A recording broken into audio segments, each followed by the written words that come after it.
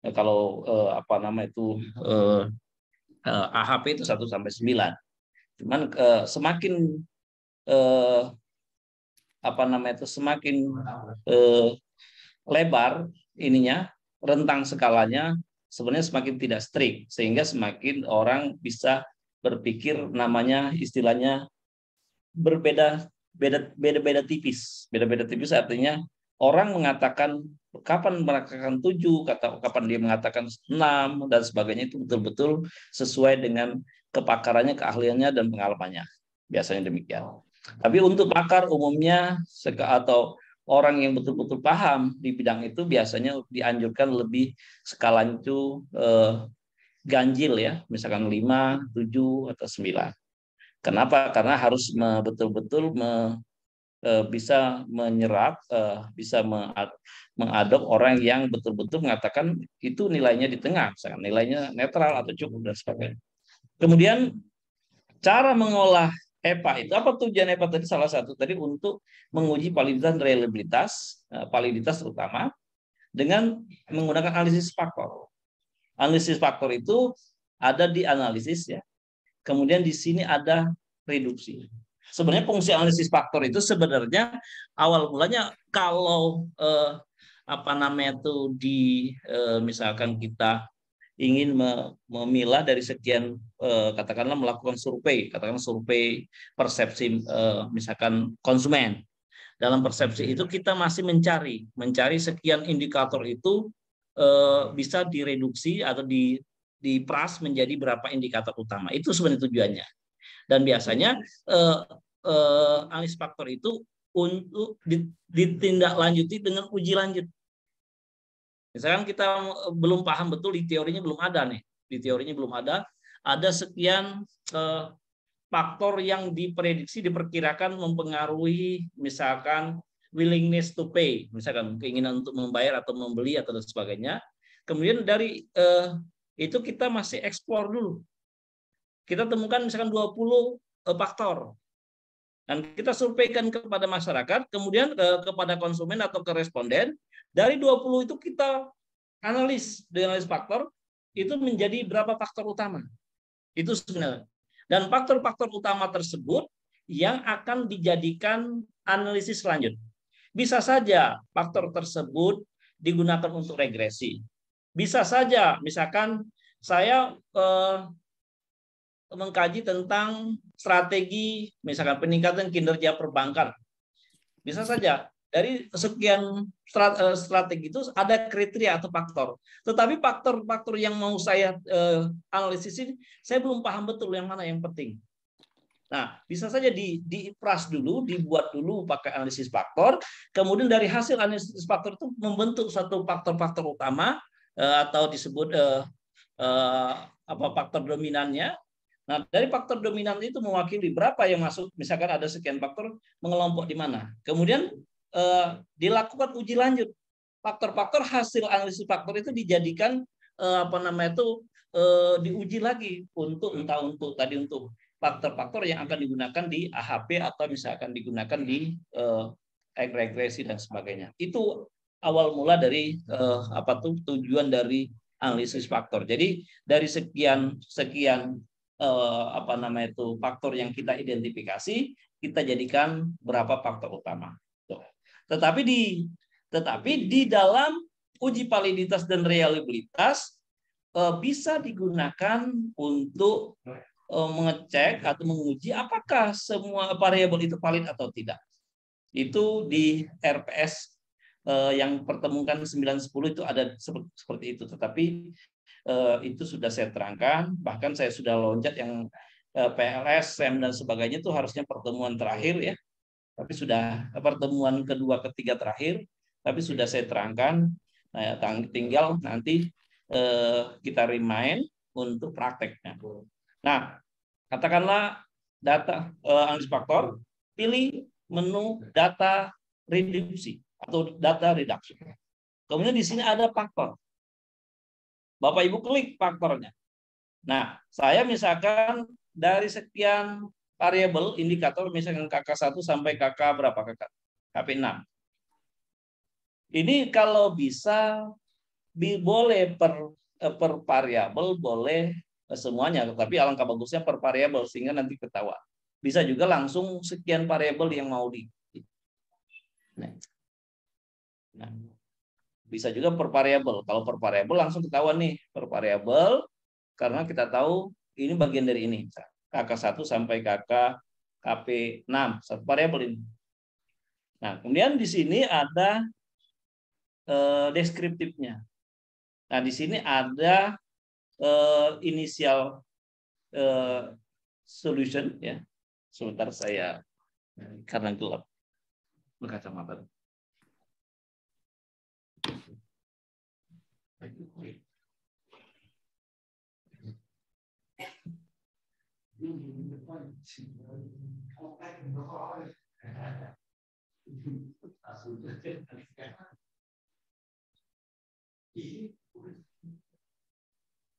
Dari di bawah kertas. Nanti pas tuh.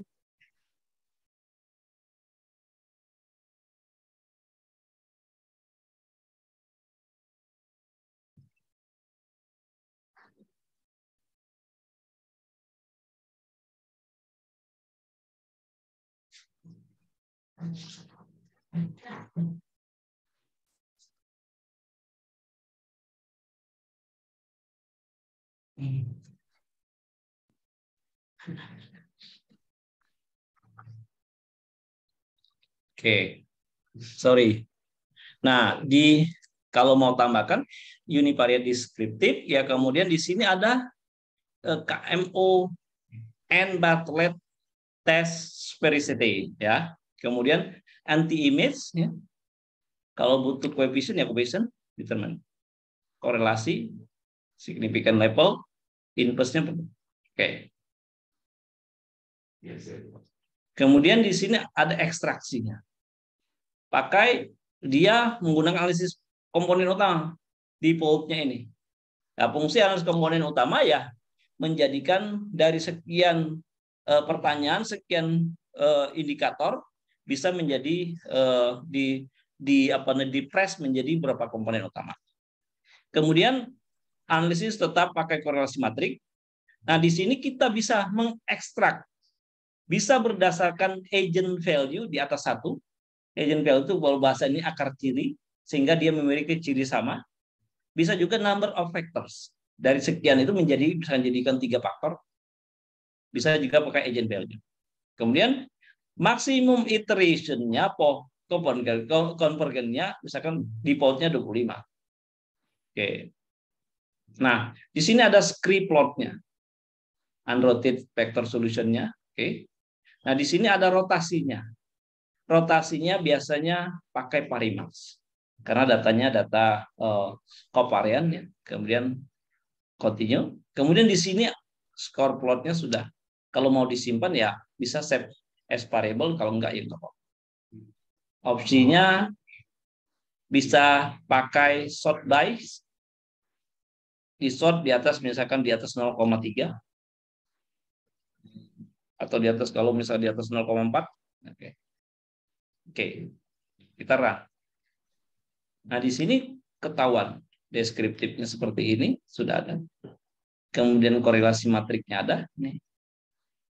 Nah, ini KMO and Bartlett test-nya.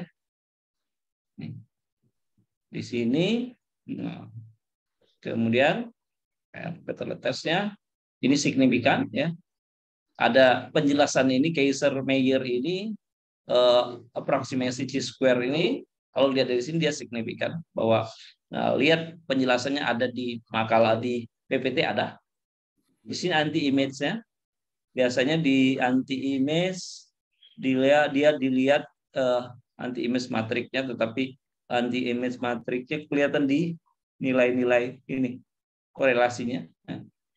KP1 dengan berapa pada dirinya sendiri. Kemudian di sini ada measure of sampling adequacy.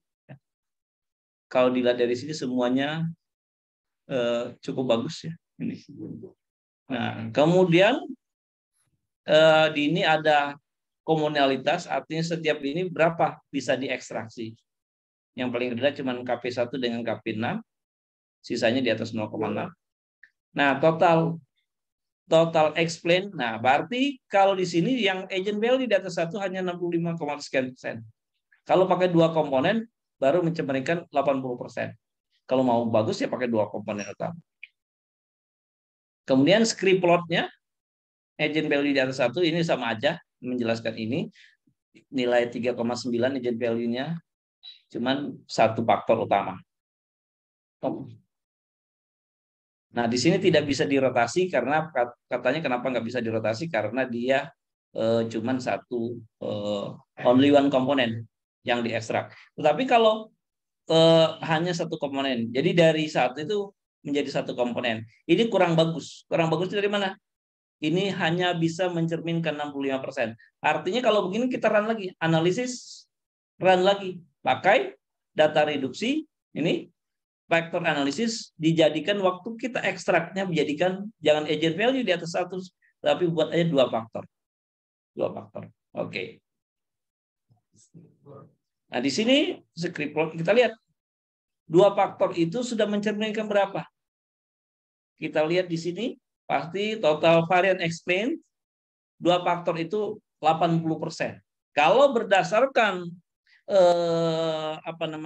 total keragaman, total yang bisa dijelaskan atau extraction sum square ini ya bisa dijelaskan di atas 70%, berarti sudah cukup bagus. Ini 80,3%.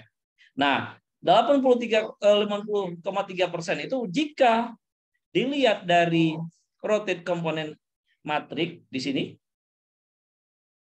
Nah, ini kelihatan bahwa KP5, KP6, KP3 dan KP ini ya, ini boleh masuk ke sini. Ini menjadi satu faktor lagi, menjadi satu faktor. Bisa saja KP4, KP3, KP5, 3, 4, 5, 6 menjadi satu faktor baru. Dari sekian indikator diekstrak menjadi satu faktor baru, itu yang kita namain. Nah, kalau nanti kita lihat KP5 itu tentang apa, KP4 tentang apa, KP3 tentang apa. Misalkan dengan KP tadi kebijakan pendanaan. Misalkan begitu kita cek di kuesionernya atau di indikatornya namanya misalkan kebijakan pendanaan terkait kemudahan. Bisa saja faktor 1 kemudahan dalam misalkan kebijakan pendanaan. Kemudian komponen 2 kita lihat. Nah, di sini KP3 dengan KP3 bisa masuk komponen 1, bisa masuk komponen 2. Tetapi kalau dilihat dari angkanya, angka loading faktornya atau nilai bobot faktornya ini di atas 0,7 lebih tinggi ini, di sini berarti KP3 ini tidak masuk komponen 2, masuk komponen 1. Kemudian KP6, KP1 ya. Ini masuk lebih tinggi di komponen di komponen 2. Nah, tujuan dari EPA tadi dilihat rotate komponen matrik, di sini dijelaskan bahwa indikator KP5, KP4 dan KP3 masuk kepada komponen 1 atau faktor utama di faktor 1 itu valid. Kenapa dia valid? Dia di atas 0,5. KP3 ini tidak bisa masuk ke komponen 2 karena dia di komponen 2 ini loading faktornya kecil. Kontribusi kontribusinya, bobotnya, faktor muatannya. Nah, di sini KP6, KP1, KP2 dia ini juga valid. Nah, artinya begitu Bapak melakukan uji validitas dan reliability berdasarkan hasil rotasi ini menunjukkan bahwa indikator KP1 sampai KP5 itu KP6 adalah valid dan bisa digunakan untuk indikator atau indikator atau pernyataan atau pertanyaan dalam penelitian Anda mewakili variabel KP. KP itu kebijakan pendanaan. Nah, itu salah satu. Disinilah kita melihat, tapi hasil yang dilihat bukan hasil komponen matrik, tapi hasil setelah dirotasi. Apakah setelah dirotasi nilai bobot ini di atas 0,5 atau tidak? Ada yang di atas 0,4, oke, tapi umumnya di atas 0,5. Kalau nilainya di atas 0,5, artinya ini bisa digunakan untuk melihat uji validitas daripada indikator yang akan kita pakai untuk uji selanjutnya.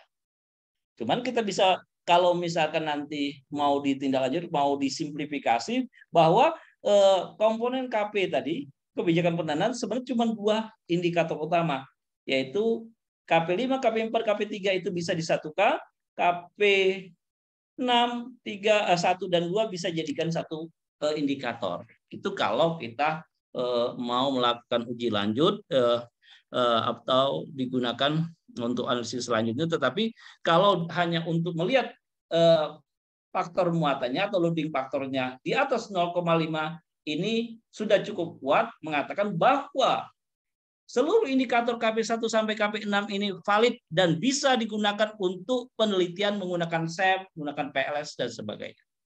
Itu tujuan pakai EVA. Jadi dengan menggunakan fasilitas yang ada di analisis faktor bisa digunakan untuk uji validitas dan reliabilitas.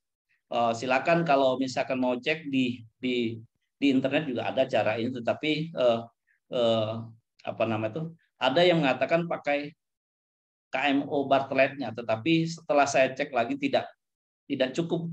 Ini cuma melihat ininya tidak cukup. Kalau melihat ini, walaupun di sini KP1 dengan ini ya, dengan anti image-nya, correlation-nya, ini di atas 0,5, di sini juga udah ini, tetapi lebih real-nya kalau pakai teori itu menggunakan yang ini.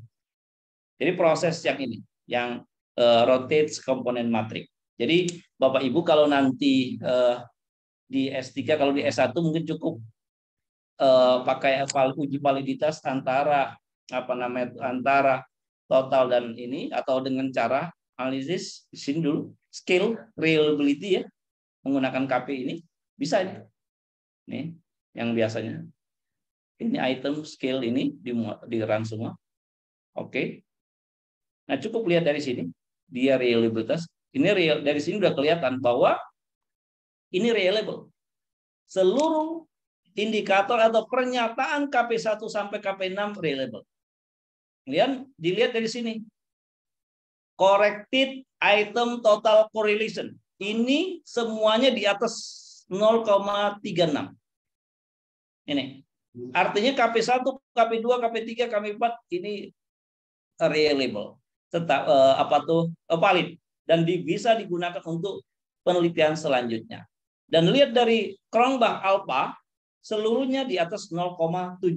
Ini juga reliable. Artinya pertanyaan questionnaire atau indikator atau pernyataan dari questionnaire ya, yang mewakili indikator KP1 sampai KP6 bisa valid dan konsisten orang mengisinya kalau pakai uji ini. Jadi ujinya boleh pakai analisis sini ya, skill reliability analysis, pilih statistik, pilih di sini descriptive for item skill item if item deleted. Atau kalau dia misalkan kadang-kadang ada minta metode EVA tadi pakai data reduksi vector analisis lengkap ini. Yang ditemukan tentu yang ini tadi. Lihat yang selain anti image perlu dilihat adalah rotate komponen ini. Itu ya, mudah kan Bapak Ibu. Jadi menggunakan analisis EVA itu explanatory factor analysis digunakan untuk uji validitas dan reliabilitas, dan biasanya walaupun kalau saya sendiri, saya pribadi, kalau Anda Bapak Ibu sudah pakai SEM Listrel ya, saya tidak mengharuskan pakai uji validitas dan reliabilitas.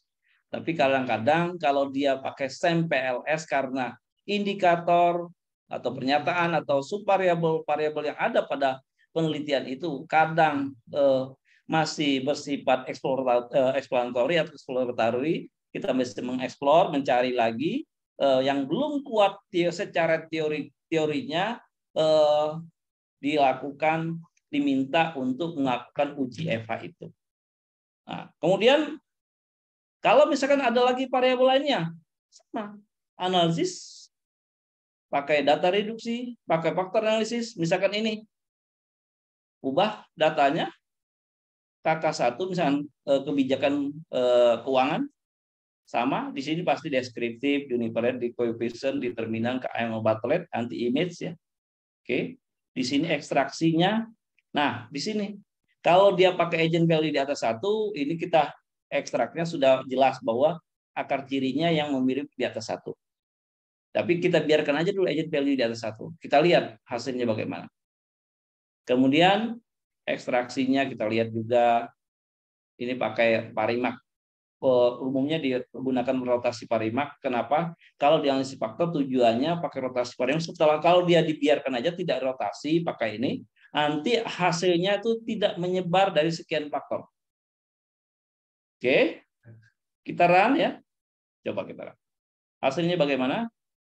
Cukup lihat di sini aja. Kalau mau lihat cukup total explain sini. Oh ini 60%. Artinya kalau dijadikan satu faktor nggak bagus. Agent value di atas 1. Kita run lagi kalau gitu. Kita hapus, boleh kita simpan.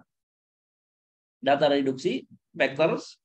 Kemudian di sini ekstraknya ubah. Jangan agent value di atas 1, tetapi pakai berapa faktor. Kalau kita lihat tadi, dia sudah memenuhi berapa. Di sini kita lihat bisa tahu.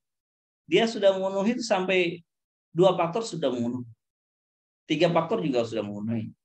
86. Coba kita pakai 3 faktor. Analisis, data reduksi, vector analisis, extraction, jadikan 3 faktor. Nih, 3 faktor. Oke. Walaupun dua faktor udah cukup, tapi kalau 1 faktor, 3 faktor nggak cukup. 2 faktor, satu faktor nggak cukup. 3 faktor hasilnya bagaimana? 2 faktor cuma 73,3%. Kalau 3 faktor 86%. Ini secara grafisnya, ini komponen arti, komponen ininya, hasilnya. Tapi kalau lihat dari sini, KK1 sampai KK berapa itu semuanya di atas 0,5. Tapi kita lihat, nah di sini tidak bisa dirotasi. Only one component was extracted, the solution cannot be rotated. Nah, kalau dia pakai 1. Tapi kalau dia pakai ini 1 tadi, kalau kita pakai sampai 3 faktor, kita ulang. Ini 2 kali ya. Analis mungkin di sini. Enggak mau. Ulang. Analisis, data reduksi, ya. Faktor analisis tadi ekstraksi menjadi astagfirullahaladzim. Salah. Pantasan sampai 32 enggak mungkin. 3. Oke. Nah, kita lihat 3 faktor. Anti image. Ini kan lihat ininya. Total explain ini. Berarti 86%. Ya, kalau kita pakai 3 faktor 80% komponen. Nah, ini sebelum dia rotasi dia mengumpul pada faktor pertama. Setelah dirotasi kita cek dia terjadi 3 komponen, 3 faktor utama atau 3 komponen utama. Nah, di sini terlihat bahwa di faktor 1 atau di komponen utama 1 ini KK1, KK3, KK5, KK6, 2 dan 4. Nah, ini menyebar di sini. Kemudian ini faktor kedua, KK4 bisa masuk faktor kedua, faktor. Tapi di sini kita lihat bahwa seluruh indikator baik dari KK1 sampai KK7 semua di atas 0,5. Artinya secara statistik, secara uji validitas dan reliabilitas, uji validitas bahwa ini ya, bahwa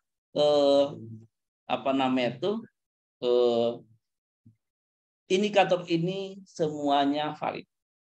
Sebenarnya untuk reliabilitasnya bisa lihat dari total explain ini. Karena total extracted atau total variant explains itu artinya dia reliabilitasnya sampai 86% sebenarnya, bisa dipercaya. Jadi Bapak Ibu, kalau nanti dengan uji ini sebenarnya sudah menyatakan bahwa seluruh indikator dari kuesioner KP1 sampai KP7 ini semuanya bisa digunakan untuk penelitian, untuk uji validitas, reliabilitas. Ini kan saya coba 30 dulu. Dari hasil ini sebenarnya 30 ke berapa ini? 13 pertanyaan dalam penelitian ini bisa dipakai semua untuk uji atau untuk digunakan dalam kuesioner SAM. Kira-kira itu cara menguji, cara membuat uji EVA yang digunakan untuk uji validitas dan reliabilitas. Semua keterangan itu kalau tidak salah sudah saya buat, sudah ada di sebentar. Di sini rasanya udah pernah saya kirimkan di pertemuan 9, ada, pokoknya sudah pernah saya kirimkan di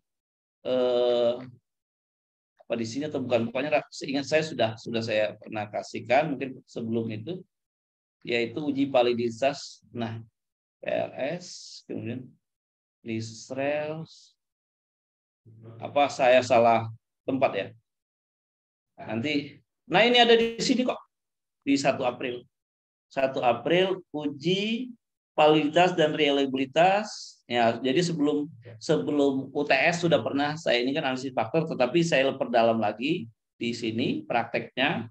Di situ jelas bahwa sebenarnya fungsi analisis faktor pertama kali itu adalah untuk mengekstraksi dari sekian faktor, kita ekstrak menjadi berapa faktor. Dari sekian indikator, kalau misalkan Bapak Ibu melakukan tidak hanya itu, misalkan Bapak melakukan uji apa, misalkan hanya melakukan long list, misalkan long list faktor-faktor atau isu-isu strategis terkait dengan misalkan resiliensi bisnis. Kita survei kepada sekian orang, misalkan 50 orang. Mereka kita minta faktor 1 misalkan dari sangat tidak setuju sampai sangat setuju.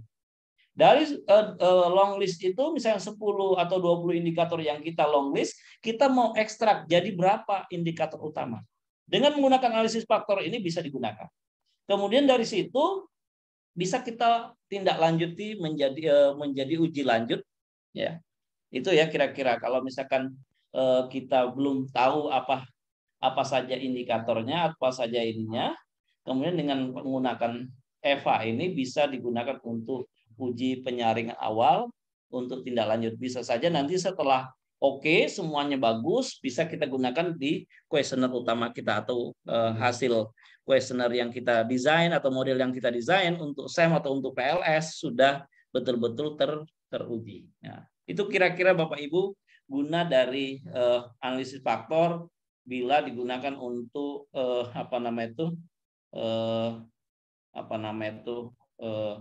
untuk analisis data yang perlu dilakukan terutama untuk SAM PLS atau SAM Lisrel.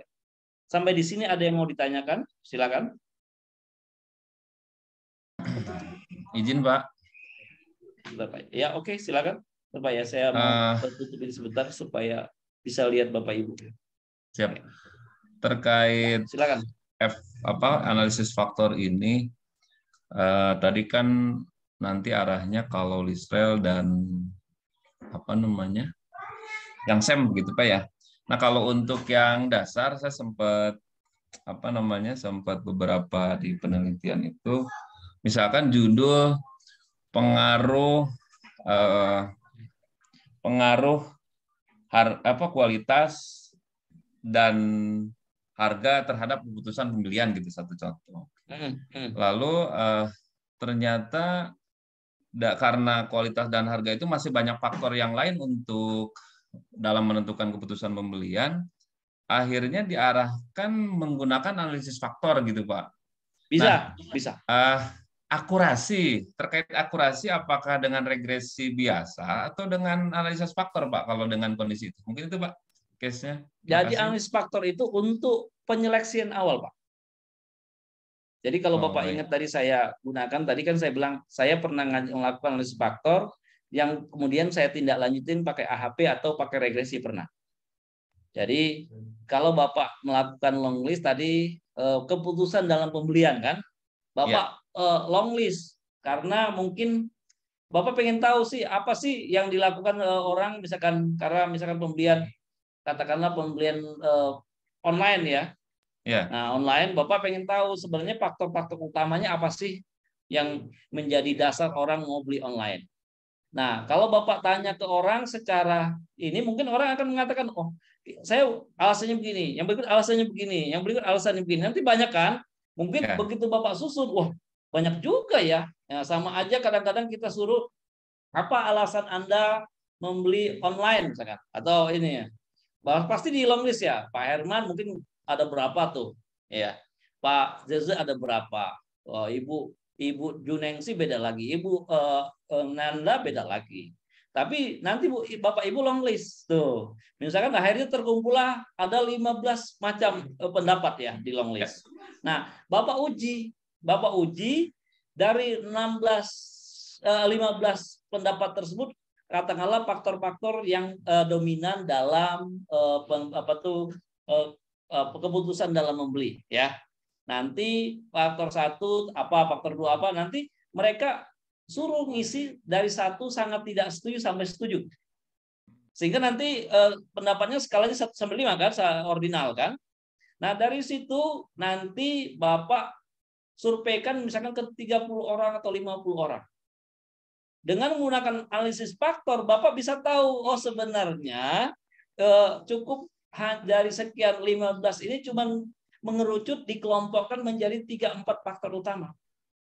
Nah, faktor 1, 2 namanya principal component analysis, jadi komponen utama itu Bapak lihat antara pertanyaan 1, 2 atau pernyataan 1, 2, 3 yang ngumpul itu dalam satu faktor, Bapak sintesiskan sendiri namanya menjadi faktor baru.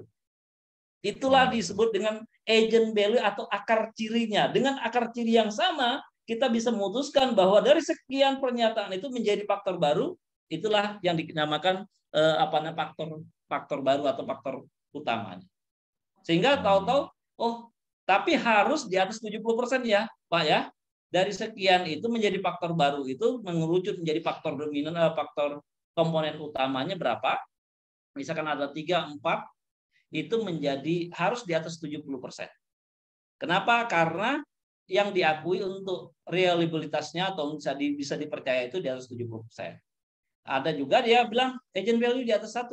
Kalau agent value di atas 1, begitu dilihat total explain variance-nya sudah di atas 70%, bisa saja hanya menjadi satu faktor. Tapi repot juga kan kalau misalkan pas kita, oh ini dengan ini tuh bahasanya beda, maksudnya beda kan. Tapi kalau kita langsung, oh saya menjadikan 3 atau 4 faktor utama. Jadi 3 faktor utama, nanti kita lihat. Nah, kalau Bapak tidak di rotasi parimak, kadang-kadang dia cenderung ngumpul pada beberapa faktor saja. Supaya dia adil, lakukan rotasi parimak. Kenapa saya jadi hafal bener kayak ini, Pak? Saya cerita aja. Saya ngolah data ini tahun 98 di IPB itu 98 saya masih pegang lab komputer, mahasiswa MM itu menggunakan analisis faktor. Jadi saya ingat benar, kalau tidak di rotasi parimak dia nanti ngumpul dalam cuma di faktor 1, faktor 2. Tapi supaya dia itu menyebar adil ya, dia harus di rotasi parimak. Tetapi begitu dilihat di rotasi parimak itu tentu kita lihat mana loading faktornya atau faktor muatannya yang besar. Harus biasanya di atas 0,5 kan. Kalau di bawah 0 atau di atas 0,4. Nanti kalau misalkan antara, kan ada kadang-kadang bisa saja berapa pernyataan masuk di kedua komponen tadi seperti tadi. Ada di kedua faktor utama kan. Nanti kita milihnya bagaimana? Pilih yang loading faktornya lebih besar. Paham ya Pak Zeza ya?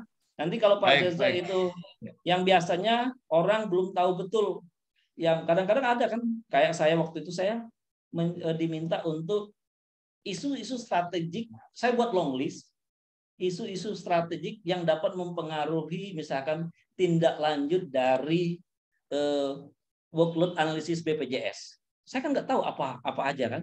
Saya buat long list. Tapi sudah saya petakan. Ini terkait regulasi, ini terkait kebijakan, SDM, ini terkait kelembagaan, ini terkait ini. Saya long list, Pak. Mereka suruh ngisi. Nah, tujuan dari long list, kemudian tujuan dari pakai analisis faktor itu sebenarnya untuk mengerucutkan orang itu cenderungnya jadi berapa faktor utama kan gitu. Oke, ada lagi? Jelas Pak Ide? Siap. Berarti artinya analisis faktor ini belum selesai gitu Bapak ya? Belum selesai. Harus ada uji uji lanjutnya. Makanya tadi di EPA itu fungsinya untuk kalau mereka ingin menyeleksi, misalkan uji validitas dan reliabilitas itu digunakan untuk misalkan untuk SEM, untuk regresi, untuk PLS, untuk bahkan pernah saya gunakan untuk ANP, AHP. Karena saya masih blank ya saya tanya dulu. Apalagi kalau itu ibarat untuk riset pendahuluannya ya. Oke. Ya, makasih Pak. Silakan. Wah, mau udah nggak terasa ya kalau ngajar ini udah mau maghrib aja. Maghrib jam berapa Pak Ustadz Herman? Pak Haji? Jam 5.44. Pak Haji jam berapa maghrib kita? 5. Hah? Udah masak? Udah azan? Belum. 1 menit lagi. Belum. Kalau 1 menit lagi ya sebelum azan silakan yang mau bertanya lagi. Nanti kalau soalnya setelah sholat maghrib jam 18 lebih 18:04 ya paling mungkin lebih cepat lagi 18:04 saya akan ngajarin analisis cluster. Analisis cluster itu untuk segmentasi, untuk ini bisa. Nah, ini tambahan dari saya di luar itu ya. Nah, tapi saya pikir berfungsi itu nanti. Oke, lanjut. Ada yang mau tanya? Oke, kalau nggak ada, nanti saya akan jelaskan analisis cluster sampai prakteknya. Mudah-mudahan bisa kerekam tadi oleh bisa dipelajari ulang bagaimana cara ngerang. Ya, habis itu selesai. Mungkin minggu depan baru ini besok Medlit jam yang sama ya 10.45. Saya sudah baca beberapa proposal ya bab satunya Pak Herman, bab Mananda udah kirim kan? Pak itu siapa tuh Bu Erna nanti kita bahas ya. Jadi saran saya tidak semua hipotesis komentar saya utama dijadikan tujuan gitu ya. Bisa saja ya pernah saya contohkan mungkin disertasinya proposal disertasinya anak MMIPB, SPIPB, Prodoktor SPIPB yang sebenarnya tujuannya hipotesisnya ada 10 tapi di tujuannya cuma ada 4. Bahkan di tujuannya untuk menjawab 10 hipotesis itu cukup 1 tujuan atau 2 tujuan dia. Oke, nanti kita bahas ke sana. Harapan saya walaupun sudah dikasih rambu-rambu oleh Pak Ketua bahwa sebenarnya yang diujikan di ujian judul itu hanya bab 1 katanya, tapi saya berharap dengan 7 pertemuan dengan saya, harapan saya Bapak Ibu bisa membuat proposal disertasi yang komprehensif sehingga di semester depan Bapak Ibu bisa mengajukan judul dan waktu ujian proposal atau ujian kolokium ya dan sebagainya Bapak Ibu sudah sangat siap. Sehingga harapan saya kalau dibolehkan di Pakuan itu dokter cukup 2 tahun sebulan, nah ya, syukur demikian ya. Nah, biar cepat Mbak Nanda jadi dokter Nanda Hidayati nanti kan. Amin. Kita ke dokter Binangsi kan. Mudah-mudahan demikian ya. Oke, pas azan maghrib Bu Dokter Nanda ya, insya Allah. Amin. Oke, kita stop dulu. Mungkin saya tidak akan keluarkan, cuma saya off kamera dan mute aja ya. Terima kasih. Sampai ketemu nanti mau 18.15 cukup kali ya paling. Cukuplah ke masjid dulu atau makan kecil dulu cukup mungkin. Terima kasih. Assalamualaikum warahmatullahi wabarakatuh. Waalaikumsalam warahmatullahi wabarakatuh.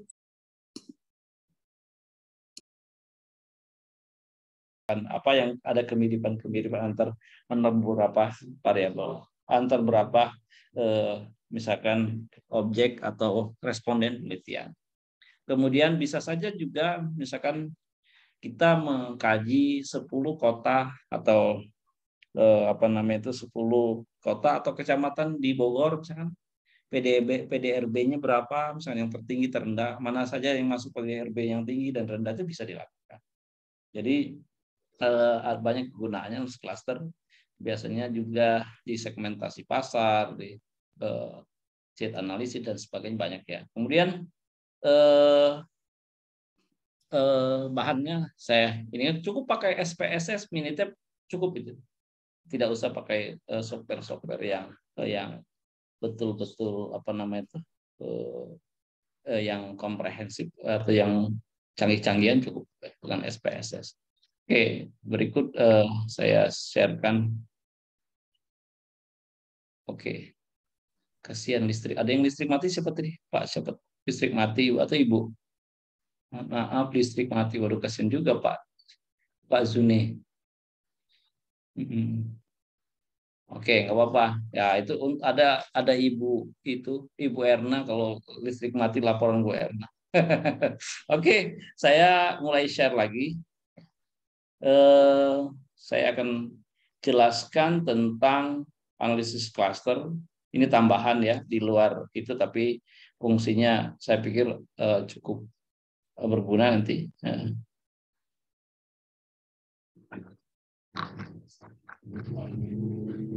Analisis cluster ya.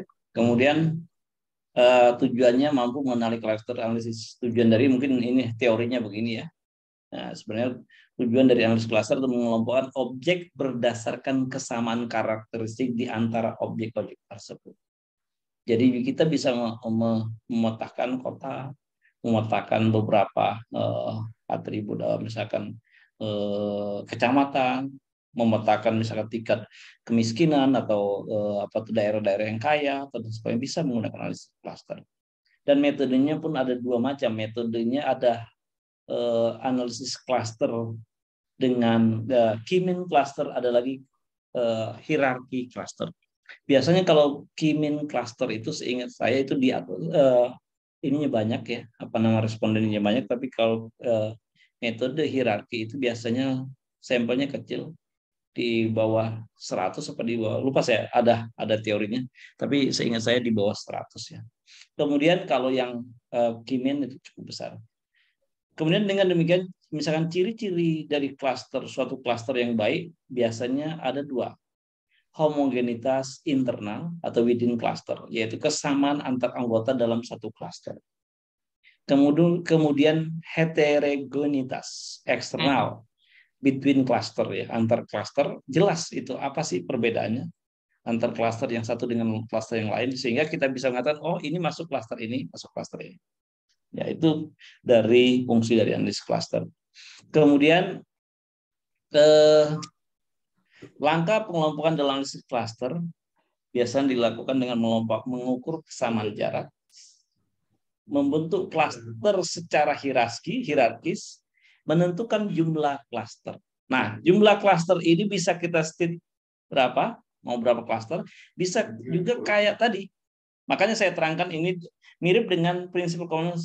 Ada berapa komponen utama, bisa. Makanya tadi ada mirip ke situ ya. Kemudian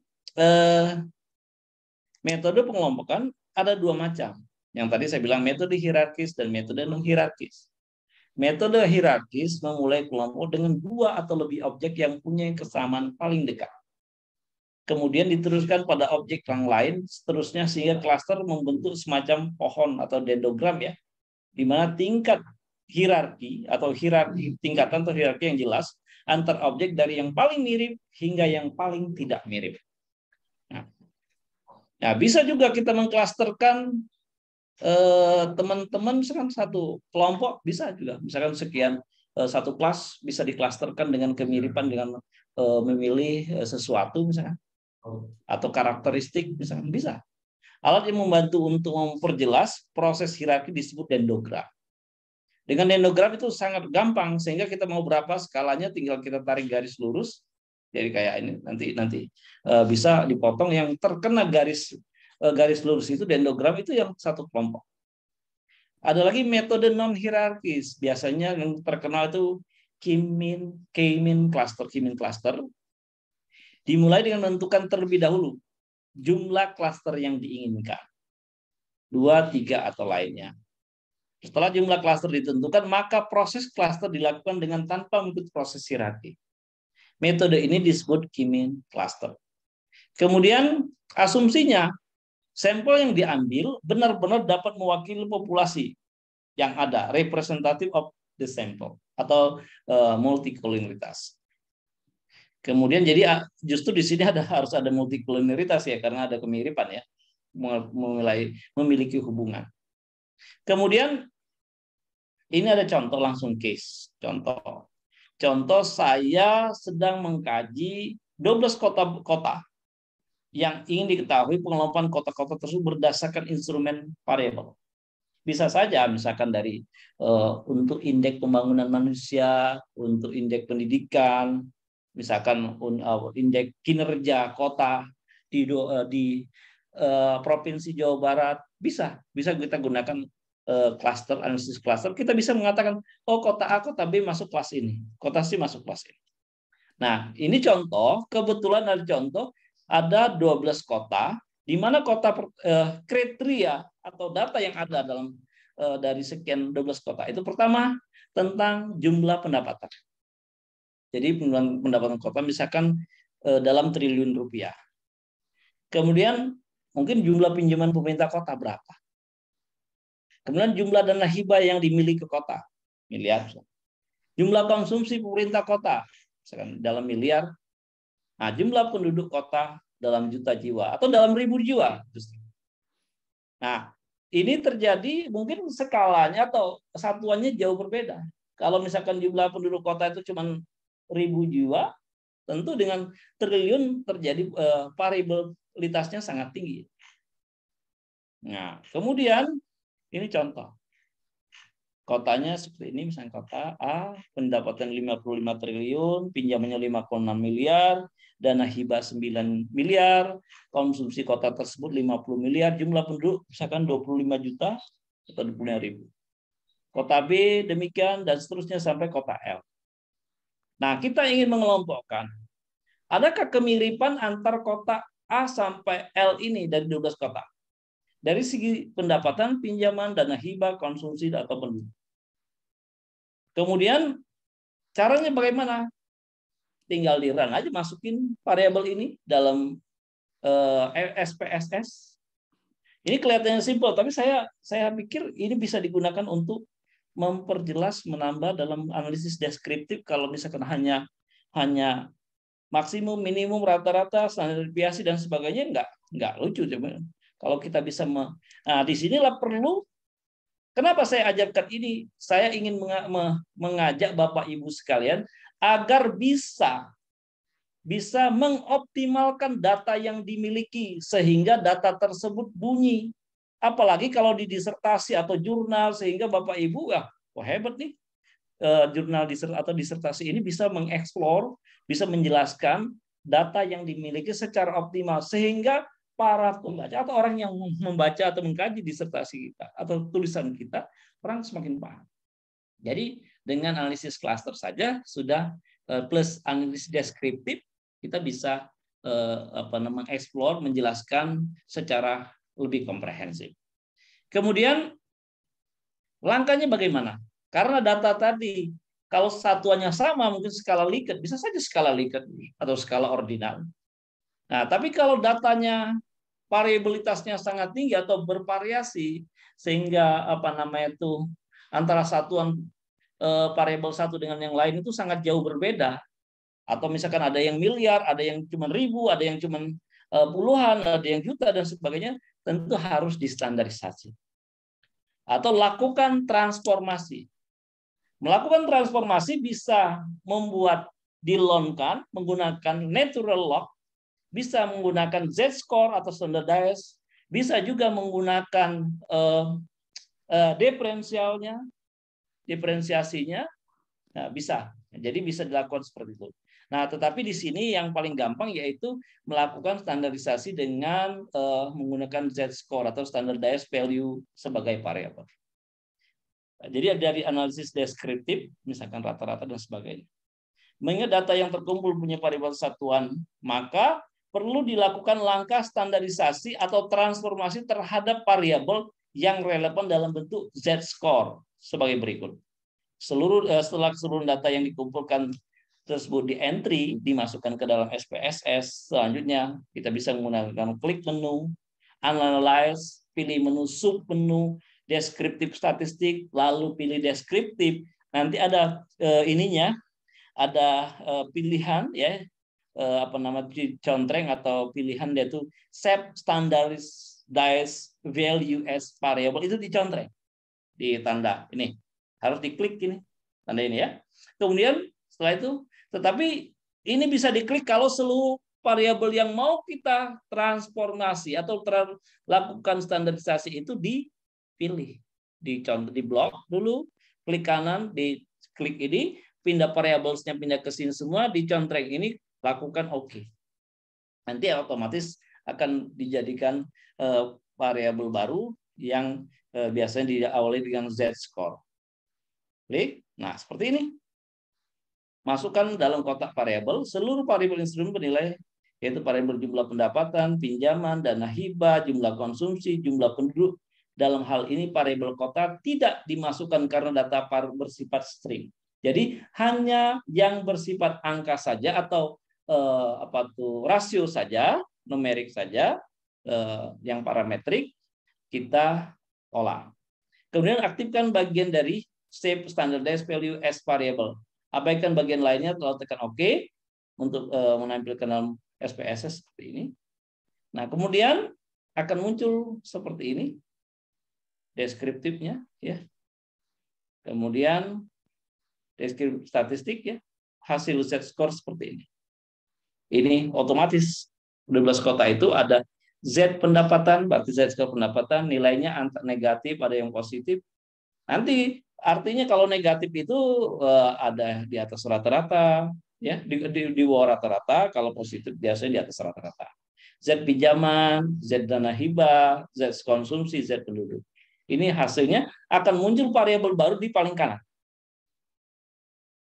Tetapi deskriptif statistik minimum, maksimum, min, standar deviasi dan variansnya keragamnya ada semua. Oke ya. Kemudian langkah berikutnya apa? Nah, langkah berikutnya kita lakukan analisis klaster. Tapi yang dipakai bukan lagi data aslinya, tetapi data hasil transformasi.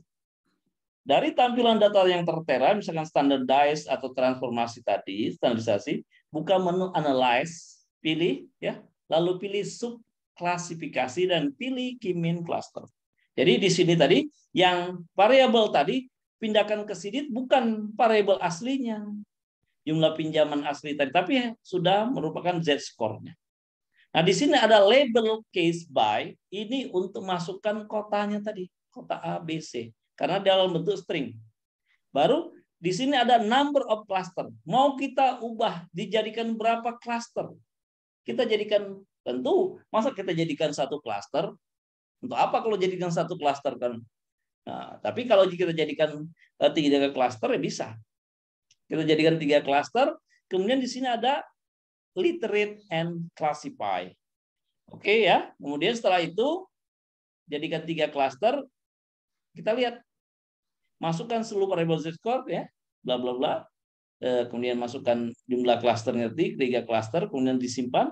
Di sini ada cluster membership, ya, ada distance from cluster center. Di sini tentu kita contreng atau klik ini. Klik ini lagi supaya tahuan bahwa tiap cluster itu anggotanya mana saja. Di sini distance atau jarak from class center cluster berapa? Ini diklik, baru continue. Kemudian nanti aktifkan, ya tadi sudah, aktifkan kedua kotak dalam menu save, yaitu cluster membership dan distance from cluster center.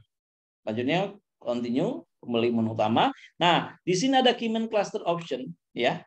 Statistik, di sini ada statistik, ada aktifkan initial cluster center dan ANOVA table. Initial cluster centernya apa? Kalau enggak, dia tidak ketahuan, Bang. Kemudian ada ANOVA table. Tujuannya untuk mengecek apakah secara analisis ANOVA, apakah dia berbeda nyata atau tidak. Tapi kalau mau lengkap lagi, bisa boleh klik cluster information for each case. Tapi nggak usah, yang paling penting ini. Kemudian exclude case list slice missing value. Kalau yang nggak ada nilainya, ya kita nggak usah ini. Kemudian dari tampilan menu utama cluster, abaikan bagian yang lain lalu tekan OK. Continue, OK. Nanti seperti ini akan muncul initial cluster center. Nah, dari 3 cluster sudah ketahuan. Z-score jumlah ini positif, kan cluster 1 dia 1,3 positif kan. Z-score premium dia 0,911 positif. Z-score jumlah dana 1,154. Z-score jumlah 1,154. Z-score jumlah penduduk 1,6. Nah, ini positif semua. Artinya kalau positif biasanya di atas rata-rata. Di sini Z-score ini minus 1, ini negatif. Artinya jumlah pendapatan di sini di bawah rata-rata. Z-score jumlah pinjaman 0,25, berarti di atas rata-rata. Ini negatif di bawah rata-rata. Ini positif di atas rata-rata untuk jumlah konsumsi. Z-score penduduk ini negatif juga di bawah rata-rata penduduk berapa jiwa. Nah, sedangkan yang klaster ketiga, kelompok yang ketiga, semuanya negatif. Artinya di bawah rata-rata semua. Tabel tersebut merupakan tampilan pertama proses clustering data sebelum dilakukan iterasi sebelumnya. Untuk mendeteksi berapa kali proses iterasi yang dilakukan dalam proses clustering dari 12 objek yang dapat dilihat tampilan sebagai berikut. Ini cuma 2 kali iterasi dia sudah converge. Change cluster center. Ini cluster centernya cuma 1,3, cluster 1,9, beda ya. Ini convergence achieve, jadi dia dapat mencapai convergence hanya 2 cluster dengan jarak yang terendah, kemudian maksimumnya hanya 0, sekian, 0,00, hanya 2 iterasi, dan minimum the minimum distance between initial center hanya 3,92, itu ditotalkan ini dapat 0,3. Kemudian 3,192 ya minimum ini. Kemudian di sini tadi dicek lagi. Ya, final cluster ini kan awal, initial awal. Begitu di final, semuanya di sini, finalnya ini di atas 0,98, 0, sekian, 0, sekian. Di sini positif semua. Di sini negatif 1, positif, negatifnya ada 2, 3. Di sini semuanya negatif. Jadi sudah jelas bahwa ini di atas rata-rata, ada juga yang di atas rata-rata, di bawah rata-rata.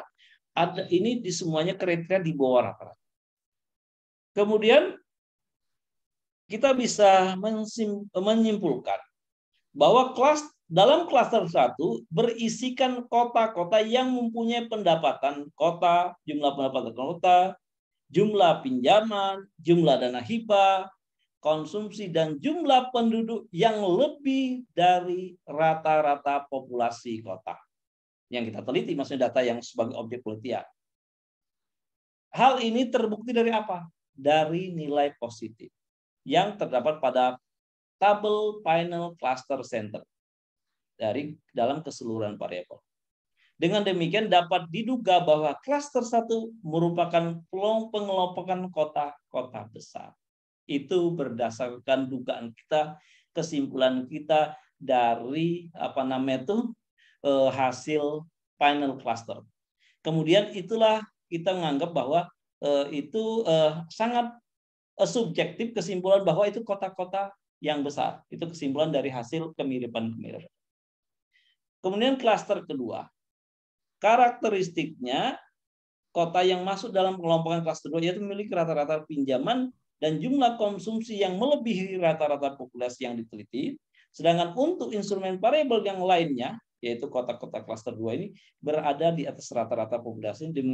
Dengan demikian, data diduga sekumpulan kota-kota menengah berada pada klaster 2. Jadi kota yang menengah. Sedangkan klaster yang ketiga, ya, karakteristik kota mengelompok pada klaster 3 adalah keseluruhan instrumen penilaian berada pada posisi di bawah rata-rata populasi. Kenapa? Karena nilainya negatif semua.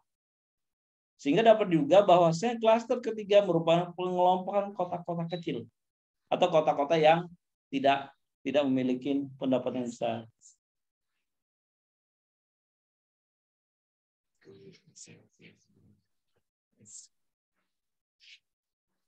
Assalamualaikum. Lagi ngajar, Sab. Oh ya, ngajar. Ya. Lagi ngajar. Assalamualaikum. Ya. Oke. Penamaan klaster atau penarikan kesimpulan sangat bersifat subjektif dan bergantung pada tujuan penelitian. Jadi kalau kita tadi tujuan penelitian untuk mengkelompokkan atau mengklasterkan kota-kota berdasarkan tadi 5 atau 4 variabel tadi, sehingga kita bisa menyimpulkan bahwa dari berdasarkan kriteria itu bisa dikatakan bahwa kota-kota itu adalah kota-kota yang memiliki kemiripan atau pengelompokan berdasarkan kemiripan atau karakteristik. Kemudian tahapan selanjutnya dilakukan melihat perbedaan variabel pada klaster yang terbentuk. Dalam hal ini dapat dilihat dari nilai F atau uji F-nya atau F hitungnya. Dan nilai probabilitas atau signifikansinya masing-masing variabel seperti tampak pada tabel berikut. Nah, di sini kita lihat F hitungnya. Ini 14,596. Tentu kita bisa melihat bahwa pada uji ini class error pada uji ANOVA-nya uji F-nya. Mungkin kita lihat di uji F tabelnya, F hitung harus lebih besar dari F tabel. Karena dari F tabel mungkin 5% dengan DF 2,9 Atau ini berapa F tabelnya? Kalau F hitung lebih besar dari F tabel, maka dia signifikan. Nah, signifikansi 0,002. Ini kurang dari alfa kalau kita pakai alfa 5%. Artinya bisa saja kita melihat ini berdasarkan F hitung. Kalau susah mencari tabel Z-nya, cukup lihat signifikansinya. Apakah signifikansinya kurang dari alfa 5% atau tidak? Defaultnya 5%. Nah, dari jumlah pinjaman, lihat signifikansinya 0,03, kurang dari 5%. Sedangkan 5%, 0,05 ini 0,002, 0,003. Berarti ini 0,2%, 0,3%. Jumlah dana hibah 0,174. Ini tidak signifikan. Jumlah konsumsi 0,005 signifikansinya. Jumlah penduduknya 0,1, 0,1, ini 1%. Dari sekian variabel bahwa perbedaan jumlah pendapatan, perbedaan jumlah pinjaman, jumlah konsumsi, dan jumlah penduduk merupakan variabel penting dalam menentukan klaster. Sedangkan jumlah dana hibah tidak signifikan. Jadi kita bisa membedakan antara kota A, kota B, kota C masuk klaster mana, misalnya masuk 1 atau 2 atau 3, itu bisa dilihat berdasarkan perbedaan jumlah pendapatan, perbedaan jumlah pinjaman, perbedaan jumlah konsumsi, dan jumlah penduduk.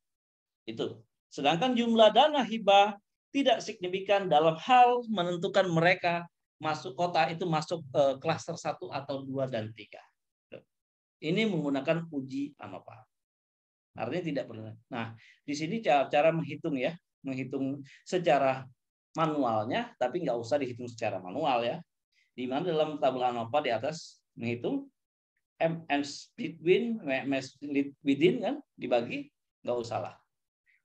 Karena sudah langsung ketahuan. Atau lihat aja F tabel atau signifikansinya. Tetapi member case in each cluster bisa kelihatan. Klaster 1 ada 5 kota. Klaster 2 3 kota.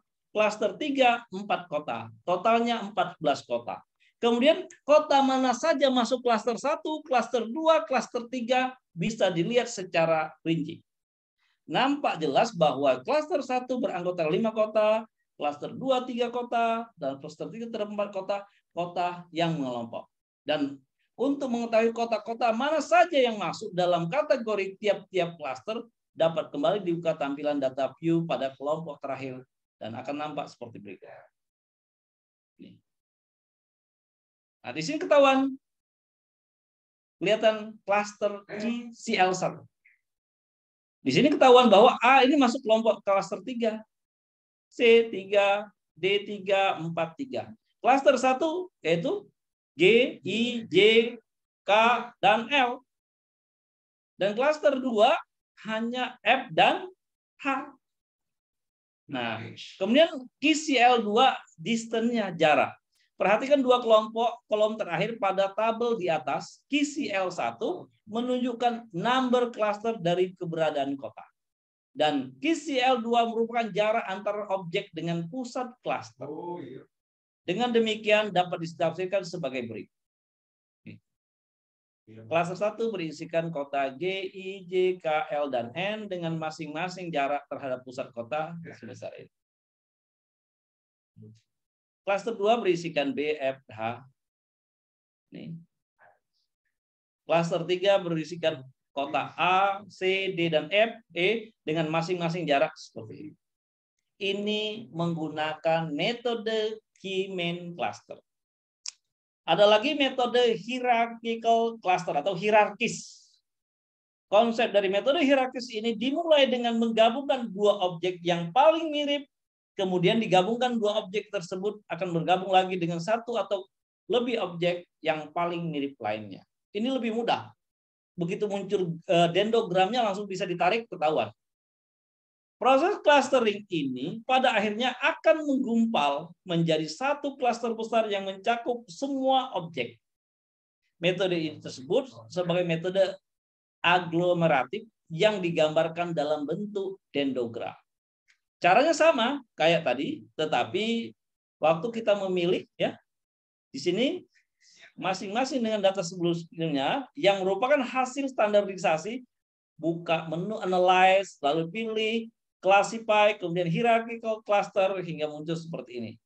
Sama, ambil z-score-nya itu, di sini pilih variabelnya, di sini label case-nya kotanya masuk ke sini sama persis.